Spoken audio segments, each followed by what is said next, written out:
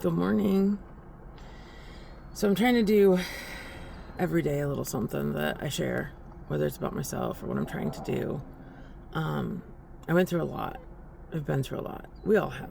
But my story, some of you may have traveled similar roads and that sort of stuff, but mine was tough because in high school I had planned to be a cardiovascular surgeon. That's what I was going to school for. Went to Western Michigan University for 5 years and left without a degree because had an advisor who told me that I went to her and I was like, hey, I'm struggling with chemistry, and she's like, well, if you can't figure out chemistry, you're never going to be a doctor. Unfortunately, young Jen believed her. And so I stayed in school for 5 years, and then just I took a assessment test, and it said I could do communications or something like that, which I'm like, okay, great, I'll get a degree in communications. However, I mean, it's really broad. So for me, I guess I finally learned later in life that I prefer structure. So moved forward with that, lived in Kalamazoo for a while until I moved back to my hometown, and my sister had left and moved overseas. I had a job set up for me back in Kalamazoo, and instead of going back there, I stayed with my family here. I stayed in my sister's apartment, which she had left. And I stayed here with my family because, my mom felt like my sister had died, and I am the eternal people pleaser, and so I wanted to fill the hole and the void of her being gone. And then, so that was 1997. Actually, no, that was 2000 exactly, because then I went and got a part-time job for Staples, working as a cashier. My younger brother got me in there. It took me a month to get an interview there, or to even get a job, and anyone to even look at me in 2000. So I was like, fine, part-time cashier, that works. I get to work with my little brother. The person who hired me, I really like. Her name's Renee, and I'm still, she was somebody who was a huge part of my life at that time, and I still adore her. And then I remember being at Staples for 5 years, and I had done I wanted full-time because I knew I needed benefits and that sort of stuff. So I was an electronics specialist, which I didn't know anything about technology, but I was like, all right, let's give her a shot. However, that came with a lot of selling expectation and goals and that sort of stuff, which was tough for me at times. And I didn't want to bamboozle people into buying stuff that they didn't necessarily need. So fell in love with the copy center, did the copy center, had a boss who said that he'd put me in the copy center full time, but he'd take $1 pay away. Okay, that's fine. Take $1 pay away. That is what it is. The time was just working. I'm single. I don't have anybody in my life, and I am using food as my way to comfort myself my entire time.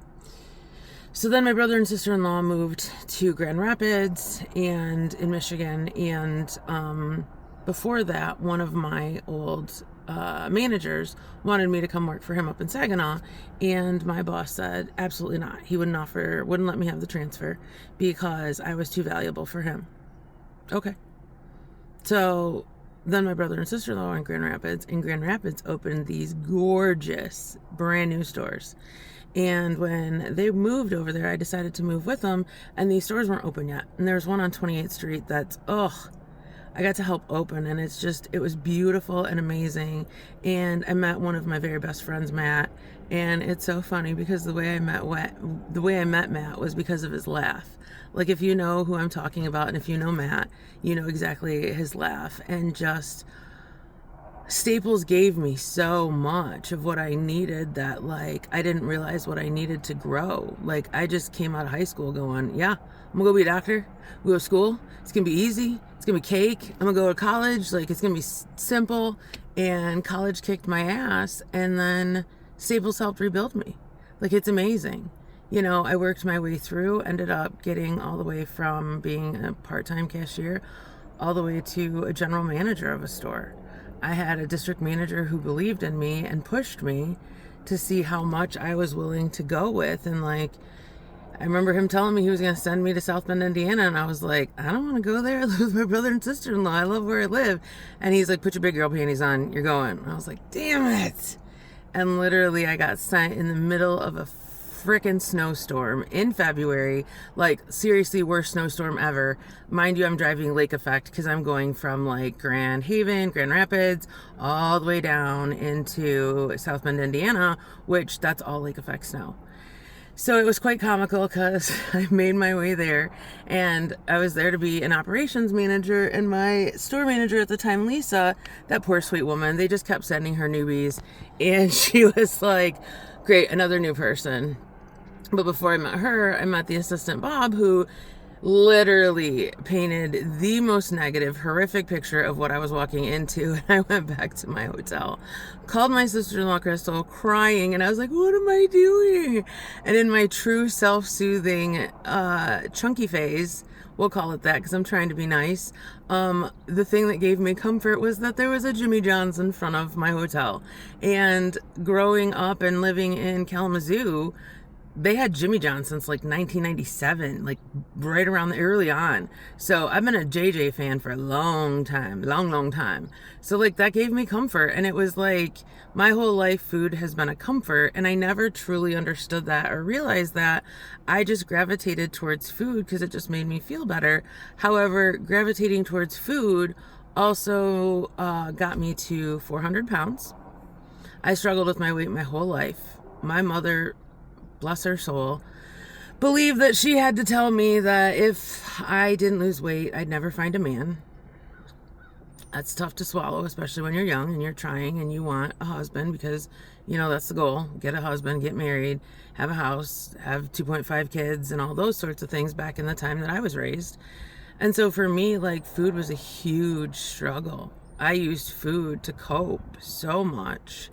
And I ended up in 2009, I had gastric bypass surgery at the Roux-en-Y, which was where they take and make your stomach smaller, but they leave like part of it inside of you. Like they don't take it out, like the sleeve I think takes it out.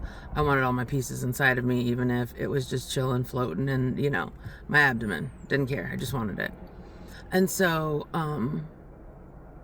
it was funny because I've had a very tumultuous relationship with my mom and things like that. Like, I've made peace with it, and people don't need to understand my relationship with that. But like, she struggled with her weight her whole life, and I think she didn't want me to. The way she went about it was a lot tougher. I remember my sister-in-law and I decided pretty close the same time that we were going to do weight loss surgery, and it was around Christmas. And my mother, I will never forget, said, well, that's just great. You guys ruined Christmas, because we couldn't eat the same stuff. Like, we had to like do like a liquid diet for 2 weeks before surgery, and surgery was December 29th. So for me, it was always a difficult road of hoe. So started losing weight. And the sad part is like, they have you see someone behaviorally, which, okay, that makes sense. They clear you for surgery. Okay, you may be crazy, but you're sane enough that you can go and have gastric bypass. Okay, cool. So the problem is that I really needed a therapist afterwards to help navigate the relationship with food. Like, I think that's the piece that we're all struggling with huge. Those of us that have weight problems, that people look and dismiss us as just being fat and lazy. I remember I had a cashier that worked for me in South Bend, Indiana. Her name was Elaine, and Elaine goes, one day I thought it was hilarious because I've moved furniture my entire life. Like, my mom had us moving furniture around in our house every weekend. Like, so it was nothing. I have pretty sweet calves because of that. Anyways, Elaine said, wow, you move really fast for a fat girl. Thanks, Elaine. Like, I didn't take anything else of it. I'm big. She merely was just complimenting the fact of like what I look like. It wasn't rude. It was direct. And I've always appreciated direct. I appreciate constructive criticism where people don't come from that world anymore. Like, constructive criticism, people automatically get their feelings hurt and then they want to blame everybody else. I'm the opposite. You give me constructive criticism and I'm going to find the piece that I need to do inside of there to make myself better. So I know I ramble a little bit, but I'm just trying to get through some of the thoughts in my head. And if people join in, follow, listen, want to hear, great. If they don't, that's fine. I'm just trying to find my way back to myself, because for so long I believed I had to earn my love from everybody. And I am now deciding and figuring out and understanding that to truly deserve the love I give, I have to give it to myself first. And that's what I'm working on. bringing my love back home. Have a good day.